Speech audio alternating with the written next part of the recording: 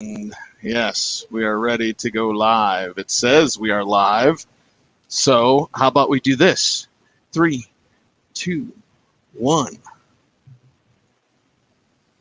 This time of the year, we're assembling clues for mandatory minicamp. So the 5 biggest stories that you can't miss out on from a fantasy football news standpoint, we talk about tonight. Right here, it is the Audible Live. Cecil Lammey, Sigmund Bloom, Matt Waldman, and we're going to start in Cincinnati, fellas. Matt, every time I turn around or go to write a story for the Football Guys Newswire, there's some sort of T. Higgins news report. Whether it's Joe Burrow saying he looks better than ever, whether it's teammates, whether it's coaching staff, the talk about T. Higgins is definitely hot. Now, there's fluff pieces, Matt. There's also real talk. So how do you take the T. Higgins news every time we see it come up? Well, I think the first bit of news is that wide receivers tend to improve from year 1 to year 2. We saw it with Cortland Sutton, obviously. And both those guys, T. Higgins and Cortland Sutton, had good rookie years. So you can say that's a natural part of the progression. The second thing is they drafted another wide receiver, and the team wants to say, hey, look, T, it's okay. It's okay. We still like you. We still think you're good. We don't want you to lose your confidence. We don't want you to overthink this. We're just adding another weapon to the mix that will help our team. And then third, when guys like T. Higgins, who are very good at jump balls, who are very good at making contested catches, are even more confident doing that, guess who gets excited about that? Yes, beat reporters. They love that stuff. So when they see that, as opposed to because it's hard to analyze breaks and analyze, releases with the level that you need to without studying film afterwards. And they have deadlines to file. So they're watching it in real time. And the thing that gets the oohs and the ahs from the crowd and turns their head in the direction of that area of the field, as opposed to whatever else they were looking at or who they were talking to, well, then that's a story. T. Higgins just made a catch over somebody.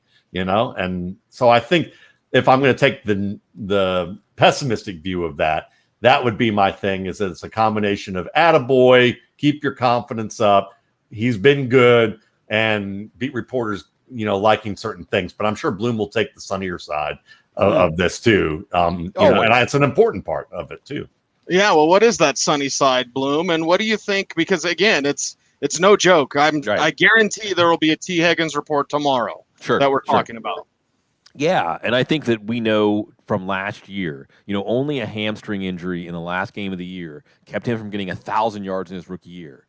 Folks, 1,000 yards in your rookie year is, I know Justin Jefferson lit the world on fire last year, so that overshadowed that. T. Higgins, with only 10 games with Joe Burrow, had a tremendous rookie year, also with them wasting all those targets on A.J. Green, which, if I'm going to go sunny on this, guys, I'm looking at this whole Cincinnati offense. I mean, look, the reds and oranges, right? Like the sun rising. Like this offense is rising. If Riley Reif can he be better than Bobby Hart? I think he could be better than Bobby Hart, right? Jackson Carman, a road grader, third rounder at guard. Jonah Williams, first round pick, hopefully panning out. And then you have this 3 wide receiver offense with maybe the best trio of wide receivers in the league, probably the best trio of wide receivers in the league. Chase, Boyd, and Higgins, who all complement each other and all present different problems for the defense to solve. And Joe Burrow, we know, is going to have good field vision, good processing, good decision making to take the best option available to him. And hopefully Zach Taylor and company will have him more prepared, creating plays for him to execute and take advantage of all this talent. And you have Joe Mixon. What if Joe Mixon stays healthy? It feels like every year we're thinking maybe this will be the year he gets over the hump. So this could be a really tremendous offense. And then I always come back to Samaje Perine as a player who's being overlooked if we don't like Joe Mixon. But the point is to be fascinated with this offense. And I think this is where I'm thinking at this time of year, guys. I'm not drafting players as much as I'm drafting offenses right now. Yeah, drafting offenses, looking to who can be spectacular or who are we going to be surprised by in 2021 as we continue through those 5 hottest news items. And I do love this time of year because you be here long enough. I was complaining to Matt about whatever because I feel like a get off my lawn moment. But it's like when you get a little bit older, you're like, oh, that's fluff. Oh, that's interesting. Especially depending on who's reporting it, right? If a Mike Reese reports something obviously we're dialed into that situation. If someone else reports it, like, oh, that guy works for the team. Of course he's going to say that. As we look to that, what about passing game coordinator Brian Schottenheimer, Matt, saying that Trevor Lawrence is not named the starter yet? They got to be kidding, right? Yeah, I mean, I think that's just more old school kind of conversation about just telling reporters, and it's just sending a message to reporters that we like to have competition, even though that's the same team that had to ask for permission to give James Robinson an opportunity to have equal competition with the running backs in that depth chart after multiple injuries before they actually gave him enough reps. But I think that's the thing. They want to tell these beat reporters, listen, this guy has to earn it. He has to show what he's supposed to do, and we don't want to just make the assumption, because then it doesn't allow, we're worried that our quarterbacks might not compete. But then again, we're looking at the same Brian Schottenheimer who played who basically coached a prehistoric version of Georgia's offense way back in the day before they complained about him, and then went to Seattle, and Seattle fan base was nearly apoplectic for a few years with, Schottenheimer and his behavior and his old school offense. And until it got to the point where Russell Wilson's like, hey, can you trade me? Because I don't like this offense either. Can we have a new offense somewhere around here? And they listened to him and granted him some of his wishes. So I'd say that, Brian's probably is a chip off the old Marty block there, but Marty is probably a little better at being able to, create the offense that he did. Whereas I think that with Brian, there's been a little bit more criticism to, what he does. He's kind of a filtered version of it all. All right, Bloom, Jaguars being crazy. I think you brought this up on the couch, right? Yeah. Wasn't that the title? Like, is Urban Meyer crazy? Well, what are they doing, man? Just name Trevor Lawrence the starter. Right. So, again, we're thinking offenses, right? In general, one of the ways you get the drop on the people in your fantasy league is to understand which teams' offenses are ascendant and maybe which ones are just stuck in a ditch on the side of the road. And maybe Jacksonville's offense is ascendant. I mean, it can't get worse than Gardner Minshew and Jake Luton. And, I mean, look, it has to get better with Trevor Lawrence. Now, what's Urban Meyer going to do? There's a lot of signs that Urban Meyer could be a Chip Kelly, maybe. I mean, just too rigid, maybe having some initial success, but thinking too much in terms of what worked before instead of really understanding that he's in a new puzzle to solve. But that still could be some good results early on while the league's adjusting to him. But I have no idea who, right? Like Laviska Shenault, he's the one with the drum beat. Travis Etienne is the one he's going to force the ball to show how smart he is. Marvin Jones, got the best, most refined skill, and coach Darrell Bevell that knows him. And of course, there's DJ Chark. Like 2 years ago, he looked like he was an ascending alpha. And James Robinson, who probably deserves to touch the ball most of anybody in this offense and might be fifth in touches. So I have no idea how to project or take advantage of anything good that'll happen in Jacksonville. And a quarterback who nearly forced, Cecil just mentioned his name, and it nearly caused Russell Wilson to want to start a fight with him. And you can imagine how Trevor Lawrence must feel about the idea of being taken out of the red zone when he's probably just as good of a runner, even though not as powerful. Right. Yeah. And I was at a card/comic show last week, and I was telling everybody, get your Laviska Shenault cards. And when he blows up, then sell him before he gets hurt. But either way, I mean, very, very excited by what he can do in this offense. The drum beat, this one makes me so happy. Actually, it kind of makes me happy and sad at the same time, which is kind of weird, but let me explain. With the Jets, Denzel Mims, who I greatly appreciate, Matt, he seems to be really losing out on any sort of positive buzz to Elijah Moore. Elijah Moore, who our friend Matt Harmon tweeted about earlier today, about a 79.8 success rate versus man coverage and reception perception. That's something to highlight there with Elijah Moore. We know that playmaking ability is there.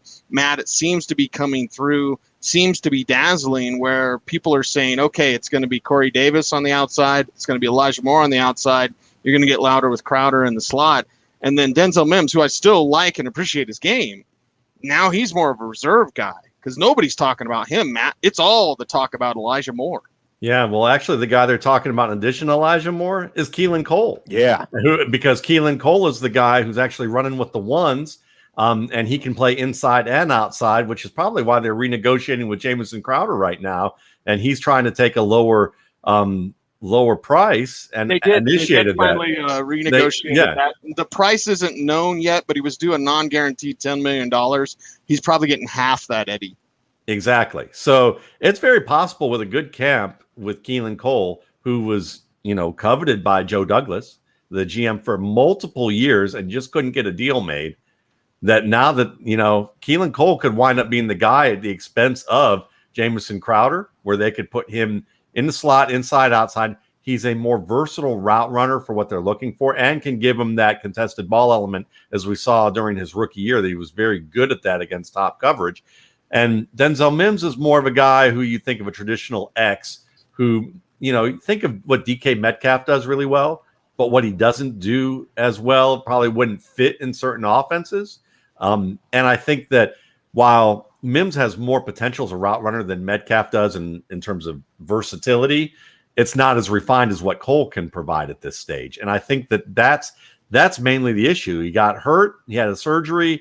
He came along a little slower. He's running with the seconds. Keelan Cole's coveted, does well, and I think at this stage, what we're likely going to see is, Moore and Davis are the main two guys who are going to be the most targeted. And you're going to see a platoon most likely between Crowder, Cole, and Mims. And they'll be used in situational ways. And, the best way that any of those guys ends up getting on the field to stay is if Davis or Moore gets hurt. And Moore, obviously, listen, great guy against zone coverage, certainly can win man-to-man. He's ultra reliable just as a pass catcher. And while I don't think he's Lane Kiffin's version of Steve Smith the way that he brought it up, he's certainly someone that can make tough plays. I think he's Jarvis Landry with juice. And I think that's still quite a compliment. This is a guy who can be a wide receiver one for his team if the quarterback situation holds up and the offense steers the ball towards him. Yeah, and there's some comparisons, Bloom, that I don't like, and no one should ever be compared to Barry Sanders. I kind of feel that way about Steve Smith, too, as well. But let's talk about this Elijah Moore thing, because, again, it's all the talk coming out of Jets camp. Yes. This is another fun one to prognosticate because, again, they're all on the bottom coming up, right? Adam Gase, guys, I'm in the housing market. We're in the housing market right now. It's horrible. I don't wish it on anybody. But sometimes you see a house and the location's great, but the owners hadn't done anything in like 30 years. So you're taking on something where you're just tearing down all the rot, right? That's the Jets, right? But so it can't get worse than that. What's going to spring out of this? I mean, you've got the Kyle Shanahan bloodline with Mike LaFleur, hopefully making things easier for the quarterback. Zach Wilson, and we could get into Zach Wilson and all the sides of Zach Wilson. But they've also added Elijah Vera Tucker, so they have that, as Matt Batanti talked about on draft night, that left-handed offense. I mean, at least they have something. At least they have some sort of punch, some sort of lead. So who's going to benefit? Because they're going to have to throw a lot because the defense is still going to be terrible. And I feel like, this is a drumbeat. And I want to say, can we take out a moment right now just to recognize Cecil Lammey? Because people associate drumbeat with football guys, they associate with me. But that's Cecil Lammeyism. And drumbeat is now, I think, become the predominant way that people think about processing the information we learn in June. Elijah Moore. It's not a drumbeat, man. I mean, it's like the timpanis. The orchestra, dun, dun, dun, dun, Right. dun, dun, The dun. kettle drums. Yeah, I mean, he's announcing himself. He's announcing his presence. And everybody at practice is just saying, like, that's a football player. And that's what you saw on tape at Ole Miss. And he wasn't a first-round pick because he didn't have some gaudy measurables. The dude he can play. And I don't care what their plans are. Yes, they just restructured Jamison Crowder. No, typically you'd say for Moore this year, I just think his momentum is too strong to slow down.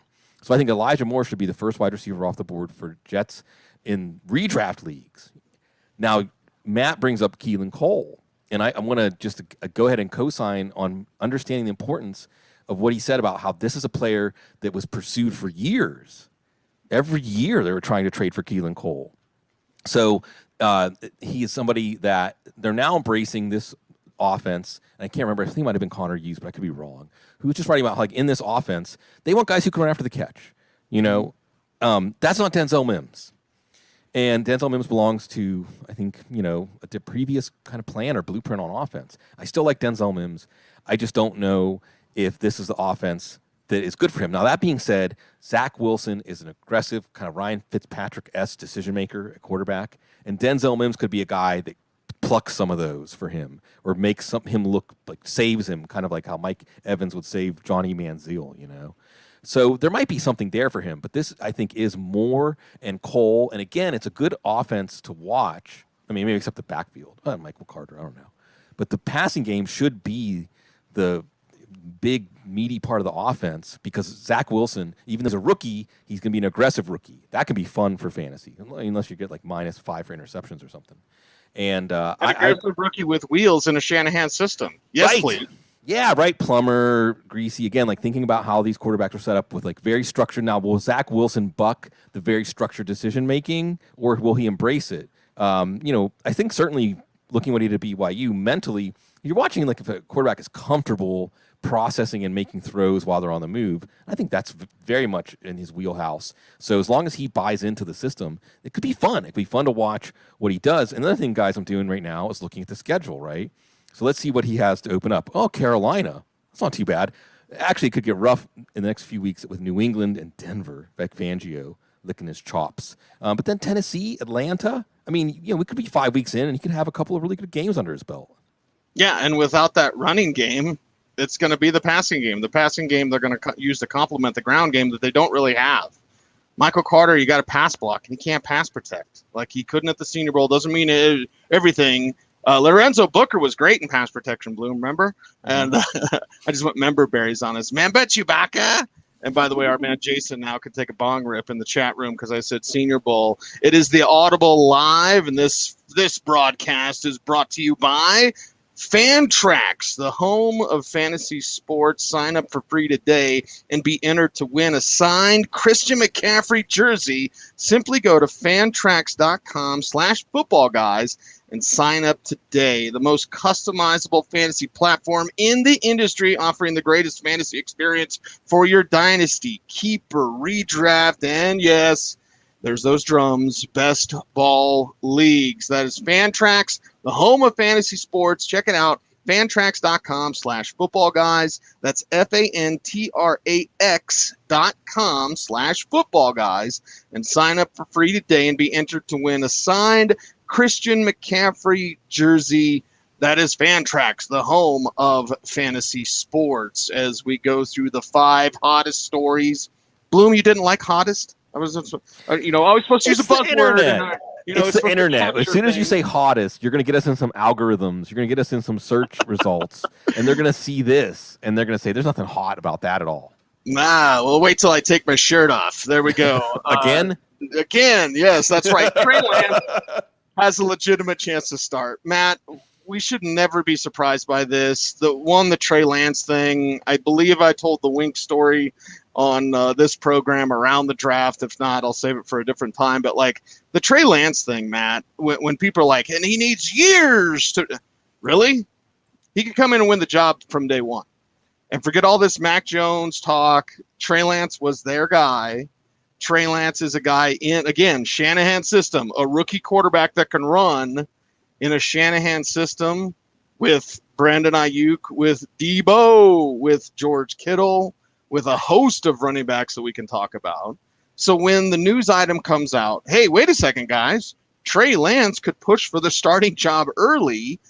Part of me wanted to type up, yeah, no, shut your mouth, no kidding, sorry, Joe. But I kept it PC, Matt. I was like, well, Trey Lance is very good, and he's blah, blah, blah. But I just think it's funny how people are now kind of catching up to the fact that, you know, Trey Lance is pretty good. Yeah, I did the nice thing, too, and just posted Mark Schofield and my hour-long analysis about how pro-ready Trey Lance was back in July of 2020, where we compared him to Steve McNair and talked about what he could do as a passer and how he read the field, and that he is far more ready than people understand because he makes his own calls, and he understands playing in an offense where you actually have to read short to deep, which is a more difficult thing to do. Surprise, surprise. He's a little bit more ready. Yeah, I think sometimes, though, there were scouts who looked at the logo. They looked at the past performance of a guy who had that logo on in recent weeks, in Carson Wentz, and decided, maybe he's not quite so ready yet. He's only had 1 year, and he didn't have such a great game. The results weren't there in that one game that he played in 2020 that was essentially an exhibition. So therefore, he needs more time. Nah, you didn't watch enough 2019 tape probably, but that's another story. So yeah, is there going to be things that he's going to have to adjust to like every other quarterback? Absolutely. But the mental side of the game, the preparation, used to playing in an offense that's similar, having to turn your back on the defense out of playing under center and all the different play fakes that you have to execute and the reads you make off of those play fakes and the timing and the ability to really get your head around and observe things and process quickly with all those bells and whistles. That's difficult for quarterbacks out of, a Clemson offense or an Ohio State offense to do. It doesn't mean it's impossible, but it's a bit of a learning curve that Trey Lance doesn't have, and he's in a good offense with that. So I love it, and I would say keep an eye on Richie James too. Just even though a lot of talks about Mohamed Sanu, yeah, because Richie James is a guy that when they gave him a shot, he kind of looked a little like that Antonio Brown guy I compared him to stylistically and physically. Had those moments. And if they used him a little bit more, you'd be, maybe they have a quarterback who can hit him deep a little bit more often now. Because that's one thing that Lance does very well. He's an interesting guy to watch late in your drafts too. Yeah, and with Richie James, I think I've said it on the show, Bloom, remind me, the Broncos wanted to trade for him. 49ers said no. Was that when Scangarello was there? Yeah. So this was a year or two ago, probably 2 years ago. So yeah, they've liked Richie James for a while. But Bloom, when you read this Trey Lance, Yeah. And again, it's like Matt Mayako, Matt Barrows, friends of the show, Audible alums, and great reporters. So Trey Lance could start from day one. Yeah, I totally believe it.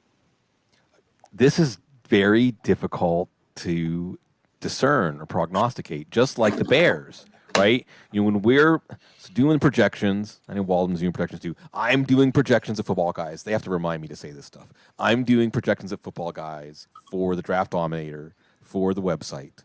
So check it out. They'll be constantly updated once the torrent of information starts to come at us during camp. And there'll be a few more dribbles and drips. But doing these projections, you have to take a stand on how many games is Trey Lance going to play? How many games is Justin Fields going to play? And they're different offenses. You're projecting the offense differently. I mean, you're daft if you think, well, the offense isn't going to change when you go from Garoppolo to Lance or Dalton to Fields. Come on. It's going to change significantly. Like whose cups get full out of the passing game, how many pass attempts there are, and just how they impact the running game. So when you look at this offense, it matters. But Kyle Shanahan was cagey about Lance taking him in the first place. So why should we believe we know anything about what he's going to do with Garoppolo? The bottom line is this, fellas. It's June 17th, right? So the season starts in like 3 months-ish. It's going to start like 12th or 13th of September. That's an eternity. We've been staring at the same thing for a month and a half since the draft, and we're getting bored because there's not enough free agent. And Julio Jones released some adrenaline, and we're just like back to waiting for something to happen again. So we're just staring at everything and trying to solve the puzzle before it even starts. But a lot of things could happen with Garoppolo, with this battle, with other teams' quarterback situations between now and then. And we don't really know if Kyle Shanahan is slow playing this to trade Garoppolo or if they really are looking at it kind of straightforward, like, well, our best chance to win the Super Bowl this year is with Garoppolo because he's experienced. But as Matt's saying, Lance has a chance to show them that that's just wrong. That he already has the brain mapping, the instincts, the trigger, the processing to do everything they want him to do now. And if Kyle Shanahan could see through the fog, because let's face it, guys, Atlanta was going to take Lance. They signed A.J. McCarron the day after the draft, and they smirked and giggled when they were asked, like, would that have anything to do with Trey Lance not being there at 3?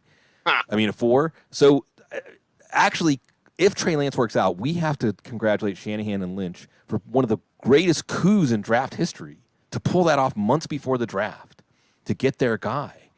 Of course, if he sees that Lance is ready, I think he's going to play Lance. If he had the vision to see Lance as something to stake his reputation on, then he's already 90% of the way there. So I'm excited about this. You mentioned Richie James. Matt. I thought Richie James was better than Dante Pettis, although Dante Pettis still flashed. No, I'm with you. He's just a finesse player. The whole thing with Pettis when I watched him was tremendous separator route runner, but a finesse player, and eventually he'll get ground to a pulp. And maybe Kyle Shanahan was part of grinding him to a pulp. It's Richie the James, mental side that wore him down with Pettis. I know some coaches about that. Yeah. So that's the physical gifts, not no problem. Yeah, exactly. It was the he can mental play. grind. Yeah. He can play. Mm-hmm. But Richie James has that more like competitive toughness is that term. I think that kind of covers this. He has an AFC North mentality when it comes to blocking, running, and receiving. But I don't understand why they didn't give him more of an opportunity after what he did in that farce of a game against the Packers. But they still like Jalen Hurd. So the guy we're going to watch here is Jalen Hurd. Paris Campbell at least has shown it in the regular season. Hurd really hasn't. But these are guys that like a lot of promise, a lot of expectations, can't stay on the field. And then if Hurd goes down, that's where, like you said, Sanu's name comes up. But that's where Richie James is more interesting. But overall, I think this is going to be a really fun. Remember, this team guy got Alex Mack this offseason. They locked up Trent Williams. So how likely do you think there'd be a three-way trade where the Packers wind up with Garoppolo? and then the 49ers end up with, a good player from the Packers or a third team that does, or a third team involved where, the third team gets Rodgers, but they get, a king's ransom of the player. Sure. No, I mean, I think that Garoppolo may well be an alternative. We have no idea what's going to happen between now and the beginning of the season. I mean, it's not just the Sam Bradford scenario. There's a lot of different things that could happen. Like you said, there's the Deshaun Watson scenario. There's the Rodgers scenario. So a lot is going to happen. And I know that Kyle Shanahan had already, emotionally, psychologically moved on from Jimmy Garoppolo this offseason. So how easy is it to just finish the deal at some point early, if not before the season? When pressure comes? Yeah. He moved on from him when he couldn't hit Emmanuel Sanders in the Super Bowl. Ding, ding, ding. Yeah. There you go. Final news item. 5 hottest news items you can't miss here on the Audible. Woo! Oh, I got my attention. Hey now. Wait a second. It has to do with Tua, Matt. He threw 5 picks in the rain. We just have to talk about it because everyone's like, this is the worst thing ever. And it's almost making me as sick as the Teddy Bridgewater, Drew Lock conversation. Please, God, if you're listening, send me Aaron Rodgers for my birthday. Please. Covering the Broncos is a stain on my existence with their current quarterback situation. Please, for the love of God. Rodgers, after my vacation in July, but before the regular season, Aaron Rodgers will be a Bronco. But, Matt, let's talk about the situation with Tua, because that's a pretty sickening situation as well, because now the people that didn't like him are saying, well, he's not the guy, and they told him to be aggressive, and he threw 5 picks. The people that support him say, well, it's in the rain, and they told him to be aggressive, and he's a young quarterback, so give him time. Where does the truth lie with Matt Waldman? Well, then the next day he came on through multiple touchdowns. But, at the same token, we could argue those little points forever and still be at the wrong perspective of all this, which is that it's practice. Practice means, especially for quarterbacks, to test limits and figure out what they need to work on and improve at. Because, again, they're trying to translate a new offense onto the field. They have new receivers, Will Fuller and Jalen Waddle. They have, this is his first opportunity to actually have learned the playbook, because in the COVID period, he didn't really learn it. Neither did Tom Brady. The difference is that Tom Brady had 20 years to fall back on in terms of how to kind of fake it till he makes it and figures out how to make adjustments through not knowing the playbook as well. And even then, people were saying he was done by midseason, even though he was the 7th rated quarterback in the league at that point. And, then went on and had a huge end of the season.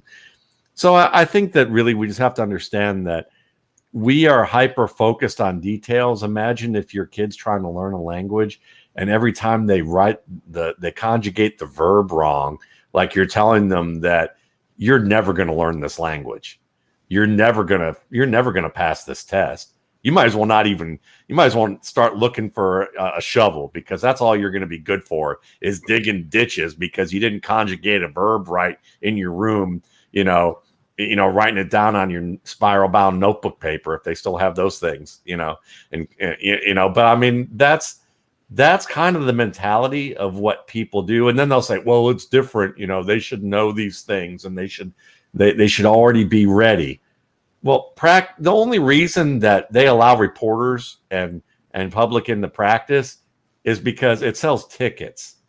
It sells tickets so that they can make money. If they could otherwise not have to market and promote, they wouldn't have anybody at practice right now, so that these guys can actually learn and figure it out. But, instead they embed everybody into the situation and try and control it, just like they do.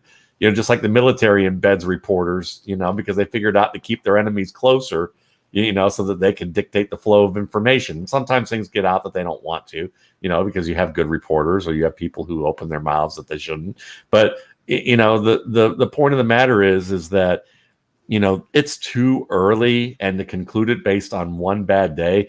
You should see all the times that Tom Brady made mistakes and purposely tried to do things that he knew might not work, so he could figure out his limits. He's talked about that for years, right. But everyone's going to ignore that, because if they don't like Tua, they certainly don't want to think about Brady, the Brady example, saying, no, you're wrong. And by the way, good journalists going bye-bye in the NFL. Very few and far between now. I blame propaganda. You think regular news is just propaganda? Watch NFL news. It's mainly team-friendly people being like, I get to go to the locker room, right? Anyway, Bloom, if you're all ready, then you already know about Tua. Let's go. Yeah, and I think what Matt said is really the only true takeaway you need from this. It's just, come on. And like he said, you have an offense that should be more tailored. What we have to figure out here is how much of Tua's struggles was Tua, Rusty, etc. How much was Chan Gailey? Because Chan Gailey was unceremoniously just pushed out the door, and they hired George Godsey and Eric Sudesville to do this co-offensive coordinator thing, which is a little hokey, but tells me they just want to have continuity around Tua. It's like hiring Arthur Smith, we just want continuity. That ended up working out for entirely different reasons. But I think they're going to craft an offense more to his strengths, throwing downfield and maybe using more of his mobility. But let's be fair, okay? And this applies to various quarterbacks around the league. I mean, they cannot truly live in a bubble. I don't know if there are any quarterbacks that really lived in a bubble. Like maybe Eli Manning, kind of, just natural for him, or Andrew Luck. But they know what we say. Like, they know what we're thinking about them. They know that media, that horrible media, they know what's being said about them. And even if it's unwarranted, it still forms the narrative. And Tua's never had a narrative around him like I'll tell you what, it's not too early to judge Tua. At the end of the season, he has one season. He knows that. This is kind of weird for a top 5 rookie quarterback, top 5 pick, to the next year basically say, like, it's either you come through in your second year, or, that's the narrative at least. Now, with that, and this applies to Daniel Jones right now. This applies to it applied to Baker Mayfield going into last year. But Baker Mayfield, to his credit, I think really stepped into it and rose above it and kind of surfed that wave of like, are you going to do it or not, to some success. And like Matt Waldman would say now, trade him for Aaron Rodgers. Anyway, so Tua has to know that this year everything he does is going to be magnified. What's up? Nick Ferguson, ladies and gentlemen. Nick. And so this kind of analysis where it's like he had a bad day at practice through 5 picks, 6 picks, whatever. He's going to have to hear about that. All right. Can he handle it? Looking at Tua's story, he's almost a quarterback of destiny in so many ways, including how he burst on the national scene. I think that he has like the internal placidity, that tranquil nature to not really let this stuff rattle him. But I still think it's going to come down to the success of the offensive coordinators, the success of his targets, really ability to stay healthy and stay on the field, and this offensive line. So there's a lot of moving parts here. There's a lot of stuff in play. Tua's kind of in the eye of the storm, and he knows that everything he does this year is going to take on added importance. Boom! We just gave you the 5 hottest fantasy football news items that you need to know about. And wait till I get to tell you what I've seen out at the Broncos. That's for next week's show. He's Sigmund Bloom. Follow him on Twitter at Sigmund Bloom. He's Matt Waldman. Follow him on Twitter at Matt Waldman, because Twitter's the most important thing ever. I'm at Cecil Lammey. The show is at the Audible. And make sure to like, comment, share, subscribe to our YouTube channel. It's footballguys.com/footballguys, or excuse me, youtube.com/footballguystv. I know I'll get it right here at the end. Everyone out there, thank you very much for watching. Thank you very much for listening. And as always, stay tuned and stay frosty.